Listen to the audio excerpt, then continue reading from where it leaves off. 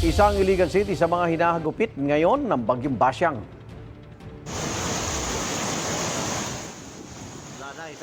Sa barangay Mahayahay, tinangay malakas na nangragasa ng baha ang ilang sakyan. Dalawa sa mga ito bumangga pa at nakasira ng bakod na bakal. Tinangay rin ng baha ang isang pickup truck sa iba pang bahagi ng barangay. Lampas bewang ang baha roon at pinasok na ang ilang bahay at gusali. Kabi-kabila ang rescue operation sa lungsod.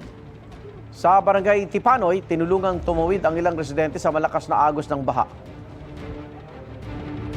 Malakas din ang ragasa ng tubig sa ilalim ng Tubod Bridge at halos umabot na ito sa mismong tulay.